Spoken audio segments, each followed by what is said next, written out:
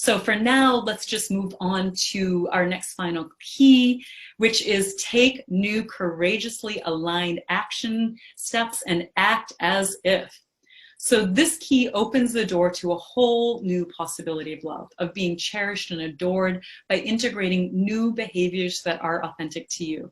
And so as you know, we bridge the gap by identifying the old story. Keys 1 and 2 walk you through creating a new story. Keys 3 and 4 support you in really outlining what the old story is that needs to transform. And then the last key is about embodying the new story. So the obstacles of key number 5 are actually common myths. And these are common myths that either interrupt or get in the way of us taking new actions and instead keep us in the homeostasis of our comfort zone. So myth number 1 is, if it's meant to be, it'll be. And this completely interrupts our ability to take courageous new action. We're either relying on hope or wishful thinking. We're thinking that prayer or vision boards are enough. We're focused on our inner processing.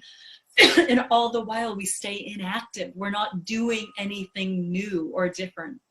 And underneath this, when we're in this myth of if it'll meant to be, it'll be, without actually taking new action, it really is masking a fear, an uncertainty, or an ambivalence, or a deep sense of powerlessness that thinks that maybe we can't truly create a new experience for ourselves. So that's myth number 1. Myth number 2 is, I just need to stay open. So many women get hooked by this myth. Well, I need to stay open. I need to stay open. I need to stay open to receive, right? I just even told you about it.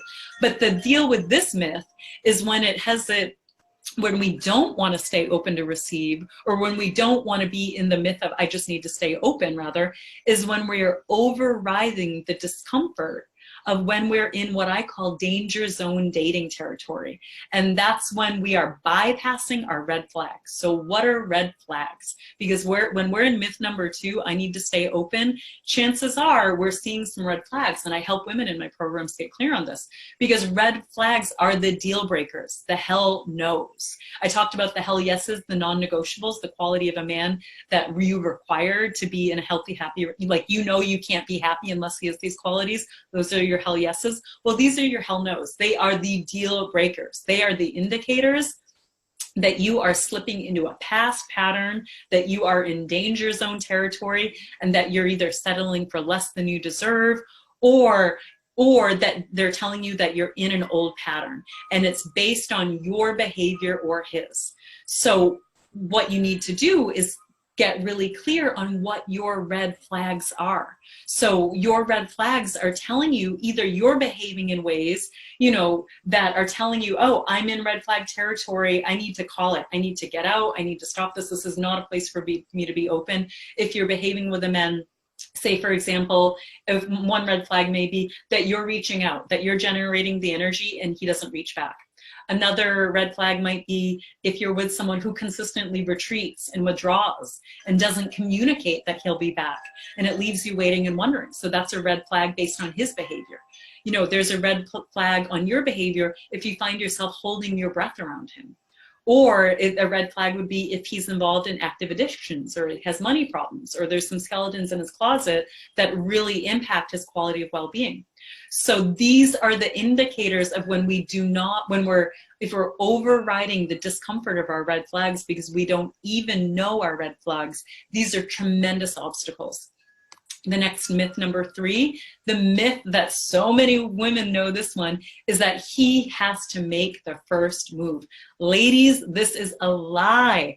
The myth of he has to make the first move that keeps women waiting and waiting for men to make the first move, either online or in person. What I found when we're in this myth of he has to make the first move, what we're actually doing is we're probably judging him or ourselves. We're judging him for not being a man enough, for not initiating, for not taking the lead. We're judging him for not reading our mind, letting him know that it's safe to make a first move. We're judging him if we're on a date and he's talking too much and he's not asking us enough questions, if he's not making eye contact. If we're wanting him to read our mind, if he has no reason to believe that we are open and available, and we are wanting him to make the first move, we are in trouble. Or we're judging ourselves by thinking that, oh, he's not asking me out because And I'm not going to be clear that I want him to ask me out because I don't want to come across as needy, as aggressive, as masculine, as controlling. And this is all we need to clean this up. And when we get to the resolution, I'll tell you how to do that.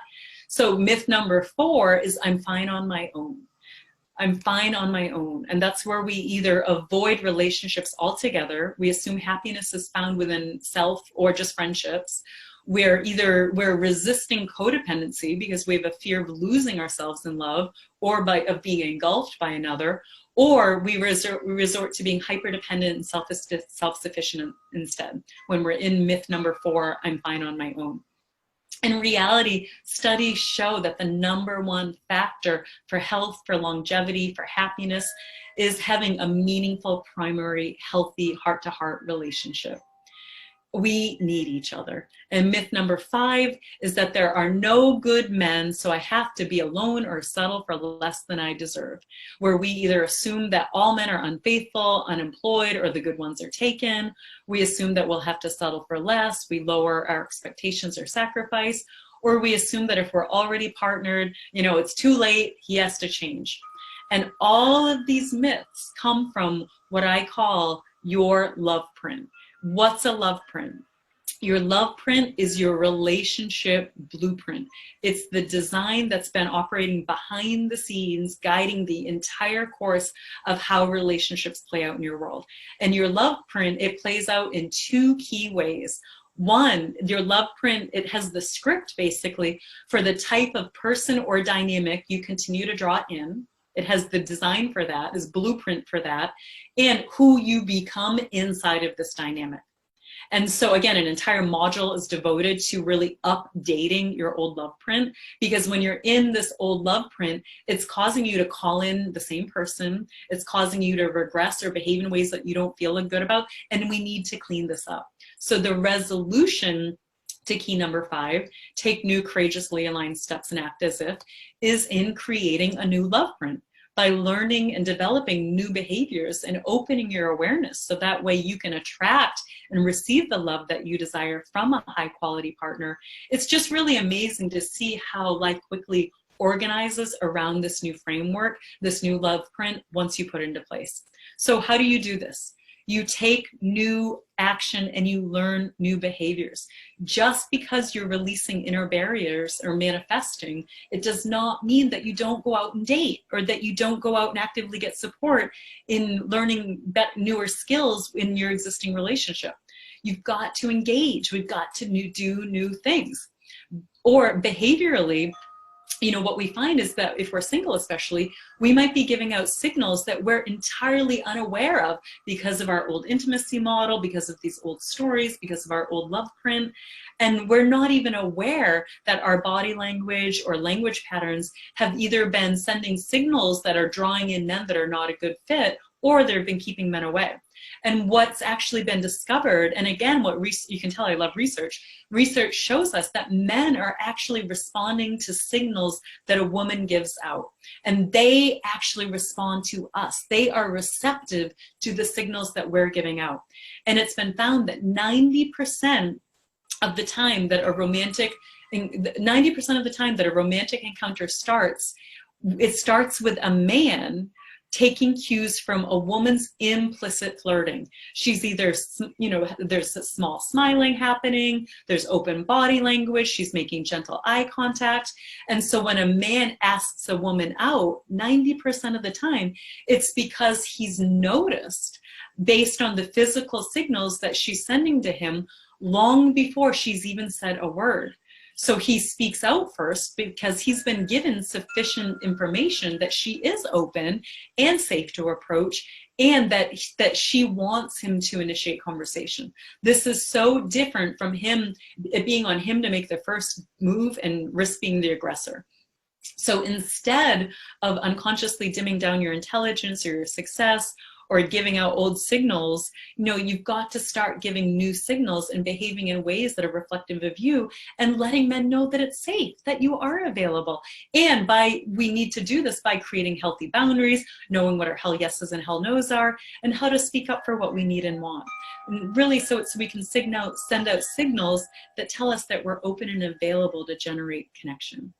And so lastly, we've got to say yes to taking in the good. The way we resolve this, the way that we take new actions, is to get really clear inside that it's okay to expand, to take in the good. We have a negativity bias in our brain where we are hardwired to fear it's not going to work out.